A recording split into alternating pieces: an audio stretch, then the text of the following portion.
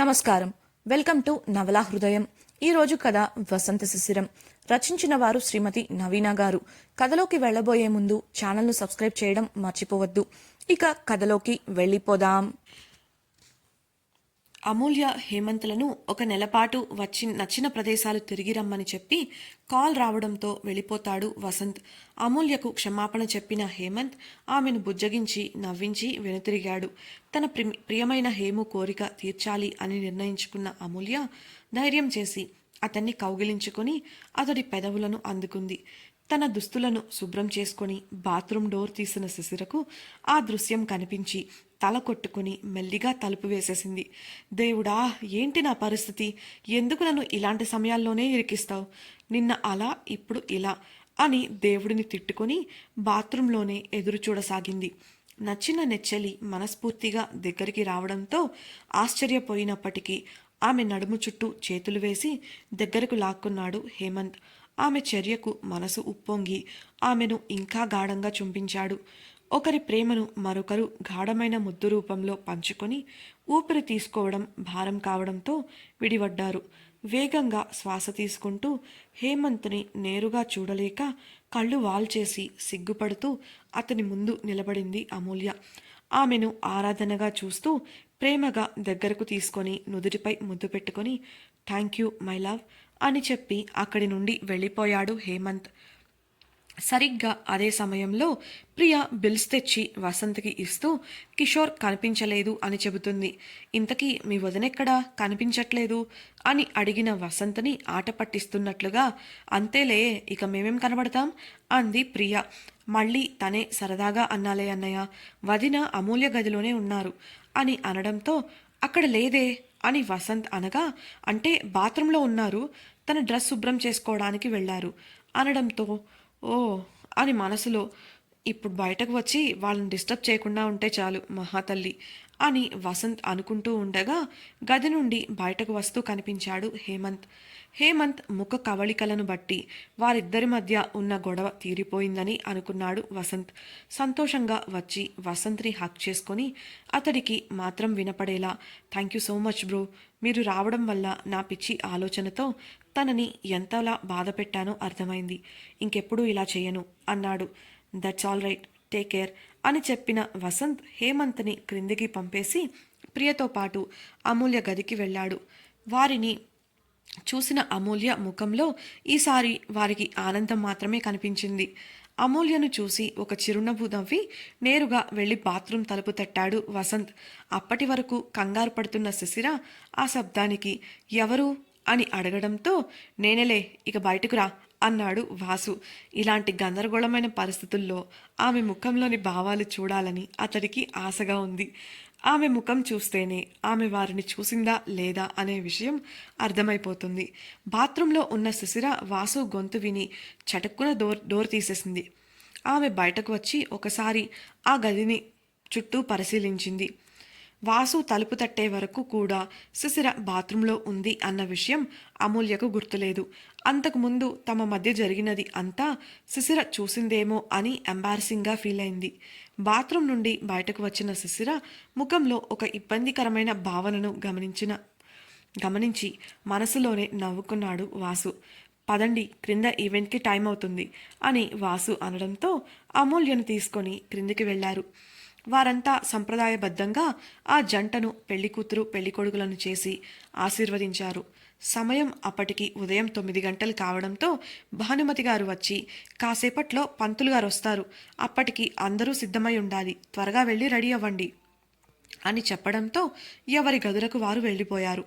అమూల్యకు సాయంగా అప్పటికే ఆమె స్నేహితురాళ్లు వచ్చారు. వాసు ప్రక్కన నిలబడి శిశిర కూడా వారితో పాటు వెళుతుండగా ఆమెను ఆపేశాడు వాసు. తనకి సిద్ధమవ్వడానికి సాయం చేయాలి వాసుగారు అని శిశిర చెప్తున్నా వినిపించుకోకుండా ఆమెను రూమ్కి తీసుకెళ్లి తలుపు వేసి ఆమెను తలుపుకు లాక్ చేశాడు వాసు. శిశిర ఇబ్బందిగా తలుపుకు అతుక్కుపోయి నిలబడింది. ఆమె ముఖంపై పడుతున్న ముంగురులను సరిచేస్తూ తనకు సాయం చేయడానికి తన స్నేహితులున్నారులే కానీ ఇందాక నేను అడిగిన దానికి సమాధానం ఇవ్వకుండా వెళ్ళిపోయావుగా, ఇప్పుడు చెప్పు అన్నాడు అల్లరిగా ఆమెను చూస్తూ. తడబడుతూ అది నాకు తను చెప్పలేదు, అదేంటో నాకు తెలీదు అంది శిశిర. కొంటెగా ఆమె చెక్కిలిపై వేళ్లతో రాస్తూ, ఆహా, అలాగా, నమ్మాలా, మరీ అంత అమాయకురాలిలా ప్రవర్తించొద్దు బంగారం అన్న వాసుతో అతడి స్పర్శకి మైమరపుతో కళ్ళు మూసుకొని భారంగా మాట్లాడుతూ, ప్లీజ్ వాసు గారు, మీరు ఎందుకు ఇలా చేస్తున్నారు అని అడిగింది శిశిర. చేతి వేళ్లను చెక్కిలి మీది నుంచి ఆమె పెదవులకు చేర్చి వాటిని స్పృశిస్తూ మరో చేత్తో ఆమె నడుంపై చెయ్యి వేసి ఒత్తుతూ, ఎలా చేస్తున్నాను గుసగుసగా అడిగాడు వాసు. అతడి స్పర్శకి లోపల అలజడి పెరిగిపోతుంటే ఒక్కో మాట కూడా తీసుకొని పలుకుతూ, మీరు చాలా కొత్తగా ప్రవర్తిస్తున్నారు, ఇంతకు ముందులా ఉండట్లేదు అంటూ అతడి చర్యకు శరీరంలో వస్తున్న ప్రకంపనలను తట్టుకోలేక తలను వెనక్కు తలుపుకు వాల్చేసింది శిశిర.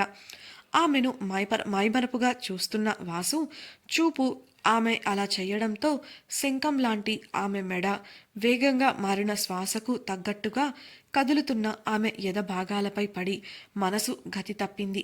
సరదాగా ఆమెను ఆట పట్టించడం కోసం అలా చేశాడు కానీ అనుకోకుండా తన మనసుపై నియంత్రణ కోల్పోయి ఆమెను అలా చూస్తుండిపోగా తనలో కలుగుతున్న ప్రకంపనలకు శిశిర పెదవులు వణికాయి.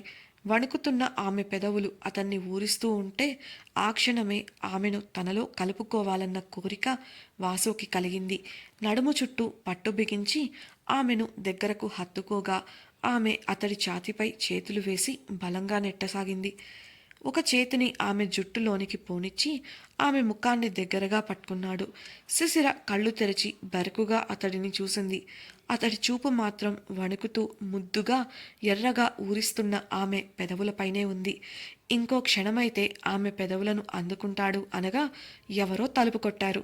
మంచి సమయంలో వారి ఏకాంతానికి భంగం కలిగించినందుకు వాసుకు కోపం రాగా సరైన సమయంలో వచ్చి కాపాడారని మనసులోనే ధన్యవాదాలు తెలుపుకుంది శిశిర. వాసు పట్టు వదలగానే అతడి నుండి దూరంగా వెళ్ళిపోయింది ఆమె. విసుగ్గా తలుపు తెరిచిన వాసుకి కిషోర్ పళ్ళికిలిస్తూ దర్శనమిచ్చాడు. ఏంటి వాసు, నాకేదో బిల్స్ ఇవ్వాలని నా కోసం చూసావట, ప్రియ చెప్పింది అని కిషోర్ అనగానే బిల్స్ అతని చేతిలో పెట్టి విసురుగా అతని ముఖంపై తలుపు వేశాడు వాసు. ఉడుక్కుంటూ శిశిరను ఒక చూపు చూసి తన ల్యాప్టాప్ తెరిచి పనిలో పడిపోయాడు. ఏదో సరదాగా ఏడిపిద్దామనుకుంటే ఏంటి ఇలా నియంత్రణ కోల్పోయాను, కాస్త జాగ్రత్తగా ఉండాలి అని తనలో తనే అనుకున్నాడు. అంతకు వరకు భయంగా అనిపించినప్పటికీ ఎందుకో ఉడుక్కుంటున్న అతన్ని చూస్తుంటే నవ్వు వచ్చింది శిశిరకి. అయితే అతనికి వినపడకుండా నవ్వుకొని తన ఫోన్లో మునిగిపోయింది. ఫోన్ చూసుకుంటున్న శిశిరకు ఉమ నుండి సందేశం వచ్చింది. దాంతో ఆమెకు కాల్ చేయగా వారు కాసేపు కబుర్లు చెప్పుకున్నారు. ఉమ ఏదో గుర్తొచ్చి, ఇంతకీ నువ్వు తీసుకెళ్లిన బహుమతిని ఇచ్చావా, వాళ్ళేమన్నారు అని అడిగింది ఆసక్తిగా. ఇంకా లేదు ఉమా, ఇవ్వాలి, ప్రస్తుతం కాసేపట్లో పెళ్ళి ఉంది, అదయ్యాక వీలు చూసుకొని ఇవ్వాలి, అంతకన్నా ముందు వాసుగారికి చెప్పాలి, ఇంకా దానిని గిఫ్ట్ ర్యాప్ చేయాలి అంది శిశిర. ఇంకా ఇవ్వలేదా, సరిపోయింది, ముందు ఆ పని చూడు తల్లి, అసలే అత్తగారిల్లు, కాస్త జాగ్రత్తగా ఉండు, రాత్రి నా మీద అరిచినట్లు అక్కడ అరవకు అంది ఉమ. సరే ఉంటా, బాయ్ అని చెప్పి కాల్ కట్ చేసింది శిశిర. కాల్ అయితే చిన్నగానే మాట్లాడింది కానీ ఆ గదిలో ఉన్న నిశ్శబ్దానికి వారి మాటలన్నీ లీలగా విన్నాడు వాసు. అదేం తెలియని శిశిర తాను తీసుకొచ్చిన పెట్టెని అలమరా నుండి బయటకు తీసింది. ల్యాప్టాప్లో పనిచేస్తున్నప్పటికీ ఓరకంట ఆమెను గమనిస్తూనే ఉన్నాడు వాసు. శిశిర ఆ పెట్టెను జాగ్రత్తగా తీసుకొచ్చి వాసు ముందు మంచంపై పెట్టి నిలబడింది. తల పైకి ఎత్తి ఏంటన్నట్లు చూశాడు వాసు. ఆమె అతనితో, నేను మీ కుటుంబం వాళ్ళకి బహుమతులు తీసుకోవాలనుకున్నాను, కానీ కుదరలేదు కదా, ఎక్కువ సమయం లేకపోయేసరికి నా దగ్గర ఉన్న దీన్ని తీసుకొచ్చాను, చూసి ఎలా ఉందో చెప్పండి, అంటే ఇలాంటి బహుమతిని ఇవ్వచ్చా లేదా అని చెప్పరా అని అడిగింది. ఆమె మాటలకు వాసు తన ఒడిలో ఉన్న ల్యాప్టాప్ని మంచంపై పెట్టి శిశిరను తన ఎదురుగా పెట్టిన పెట్టెను పక్కకు జరిపాడు. శిశిర అయోమయంగా చూస్తుంటే ఆమె చేయి పట్టుకొని తన ఎదురుగా కూర్చోబెట్టుకున్నాడు. తను బాసాపట్ట వేసుకొని కూర్చొని శిశిర రెండు చేతులను తన చేతుల్లోకి తీసుకున్నాడు. ఆమె కళ్ళల్లోకి చూస్తూ, నేను నీతో కొన్ని విషయాలను మాట్లాడాలి అని చెప్పాడు. శిశిర ఆసక్తిగా చూస్తుంటే ఈ విషయాలు ఇదివరకే నీతో మాట్లాడాలి అనుకున్నాను, కానీ మధ్యలో నువ్వే ఏదో ఒకటి చేసి పూర్తిగా మాట్లాడనివ్వలేదు. నేను చెప్పడం పూర్తి చేసే వరకు నువ్వు నోరు తెరవకూడదు. తెరిచావో ముద్దు పెట్టేస్తాను, జాగ్రత్త అంటూ చెప్పి ముద్దుగా ఆమెను హెచ్చరించాడు. శిశిర కూడా అతడు ఏం చెప్తాడో వినాలని సరే అని తల ఊపగా చెప్పడం మొదలుపెట్టాడు వాసు. అతడు చెప్పేదంతా శ్రద్ధగా వింటోంది శిశిర. మధ్యలో అనుమానాలు వచ్చినా అతడి హెచ్చరిక గుర్తొచ్చి అంతా అయ్యాక అడుగుదాం అని మౌనంగా ఉండిపోయింది. వాసు తన వైపు నుండి చెప్పాలి అని అనుకున్నదంతా 10 నిమిషాలలో చెప్పి ఆమె స్పందన కోసం ఎదురుచూస్తున్నాడు. మీరు చెప్పిందంతా నిజమేనా?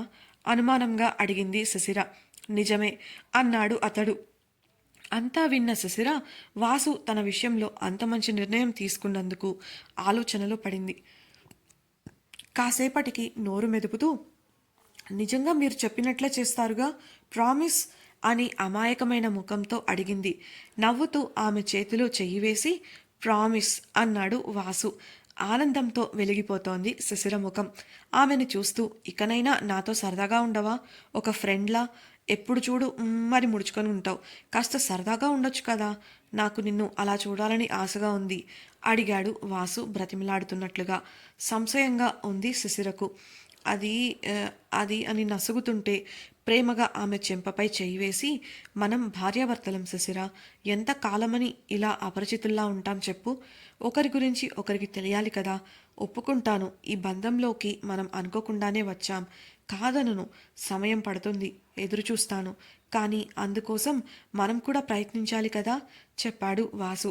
ఆమె అతడి కళ్ళల్లోకి ప్రశ్నార్థకంగా చూసింది. గృహిణిగా ఇంటి బాధ్యతలు తీసుకున్నావు, కానీ నా గురించి ఎప్పుడైనా ఆలోచించావా?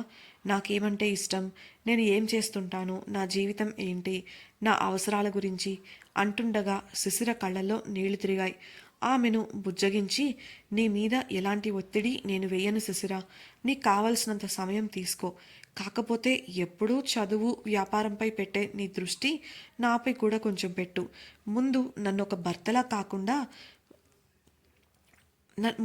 భర్తలా చూడకు. అలా చూస్తూనే నన్ను దూరం పెడుతున్నావు. ఒక ఫ్రెండ్లా చూడు అని చెప్పి ఆమె కళ్ళు తుడిచాడు. ఇకపై మనమిద్దరం స్నేహితులం, సరేనా అంటూ చెయ్యందించగా నవ్వుతూ అతని చెయ్యి అందుకుంది శిశిర. ఆ తర్వాత ఎలాగో ప్రమోషన్ నువ్వు ఇవ్వకపోయినా నే తీసుకుంటాననుకో అంటూ చిలిపిగా అన్నాడు వాసు. దానికి పెద్దగా స్పందించకుండా సంతోషంగా నవ్వుతూ ఇంకా ఏదో అనుమానం వచ్చి, నాకు సపోర్ట్ ఇవ్వాలి అనుకున్నప్పుడు మరి మీరు ఎందుకు అప్పుడప్పుడు అలా ప్రవర్తిస్తున్నారు అడిగింది శిశిర బుంగమూతి పెట్టి. వాసు ముసిముసిగా నవ్వుకుంటూ, అది నా ఇష్టం. ఇంత అందమైన పెళ్ళాన్ని పక్కనే పెట్టుకొని చేతులు కట్టుకొని కూర్చోమంటే ఎలా చెప్పు చిరుకోపంగా అడిగాడు. అందుకు ఆమె, మీరలా చేయడం నాకు ఇష్టం లేదు కోపంగా అంది. దేవుడా, మళ్ళీ మొదటికొచ్చింది మనసులో అనుకుంటూ నిర్లక్ష్యంగా ఆమె వెనుకకు దిండుపై వాలి గాల్లోకి చూస్తూ, ఆ విషయంలో నీ ఇష్టంతో నాకు పనిలేదు అన్నాడు. ఆమె మనసులోనే గింజుకుంటుంది, బయటకు చూపించలేకపోతోంది, కానీ మనసులో మాత్రం పిచ్చ పిచ్చగా వాసుని కొట్టాలి అనుకుంటుంది. ఆమె కళ్ళను చదివిన వాసు మనసులోనే, ఆ కోపాన్ని త్వరలోనే ప్రత్యక్షంగా చూపించేలా చేస్తాను బంగారం అనుకుంటూ నవ్వుకున్నాడు. విసురుగా మంచంపై నుండి లేచిన శిశిరకు పెట్టె కనిపించడంతో, నాకు దీని సంగతి చెప్పండి అడిగింది చిరుకోపంగా. నేను ప్రత్యేకంగా చూడాల్సిన పనిలేదు. నువ్వు ఎలాంటి బహుమతి ఇచ్చినా అమ్మ సంతోషిస్తారు. ఆ విషయంలో నీకు సంశయం వద్దు. సాయంత్రం అమ్మకి స్వీటీకి కలిపి బర్త్డే పార్టీ ఉంది. పార్టీలో తనకి నువ్వే ఈ గిఫ్ట్ ఇవ్వు దర్జాగా మంచంపై పడుకొని చెప్పాడు వాసు. వాసు అలా చెప్పేసరికి జాగ్రత్తగా ఆ పెట్టెను అందుకొని అరమర వైపుగా వెళ్ళింది శిశిర. ఆమె చేయి పట్టుకొని మీదకి లాక్కున్నాడు వాసు. అదుపు తప్పి పడబోయినదల్లా నిలదొక్కుని చేతిలో ఉన్న పెట్టెను కింద పెట్టేసింది. అదే అవకాశంగా ఆమెను అమాంతం మీదికి లాక్కోగా అతనిపై పడిపోయింది. చిరుకోపంగా అతన్ని చూస్తూ పైకి లేవబోయింది. శిశిరను తన చేతులలో చుట్టేసి, ప్రతి మనిషి తనకు బాగా సొంత వాళ్ళ దగ్గర మాత్రమే తనలా ప్రవర్తించగలడు. అలానే నేను కూడా. అందుకే అక్కడ అలా ఇక్కడ ఇలా ఉన్నాను అన్నాడు ఆమె కళ్ళలోకి చూస్తూ. ఇప్పుడు ఆ విషయం నాకెందుకు చెప్తున్నారు అతని కౌగిలి నుండి విడిపించుకోవడానికి ప్రయత్నిస్తూ అడిగింది శిశిర. ఇందాక నువ్వే కదా ఎందుకు కొత్తగా ప్రవర్తిస్తున్నానని అడిగావు. ఇప్పుడు నీ ప్రశ్నకు సమాధానం దొరికినట్లుంది అన్నాడు నవ్వుతూ. ఇక వదలండి, అది మామూలుగా కూడా చెప్పచ్చు అంటూ ఇబ్బందిగా కదలగా ఆమెను వదిలేసి మంచంపై నుంచి లేచాడు వాసు. శిశిర వెంటనే లేచి దూరంగా వెళ్ళింది. అతడు అద్దంలో తన జుట్టు సరిచేసుకుంటూ త్వరగా వచ్చేసేయి, ముహూర్తానికి సమయం అవుతుంది కదా అని నవ్వుతూ చెప్పేసి వెళ్ళిపోయాడు. ప్రశాంతంగా శ్వాస తీసుకొని సాయంత్రం భానుమతికి తను ఇవ్వాలని అనుకున్న బహుమతికి గిఫ్ట్ కవర్ వేసి అందంగా ఒక రిబ్బన్ కుచ్చును తగిలించింది సుశిర. ఆ తర్వాత గది నుండి బయటకు వెళ్ళిపోయింది.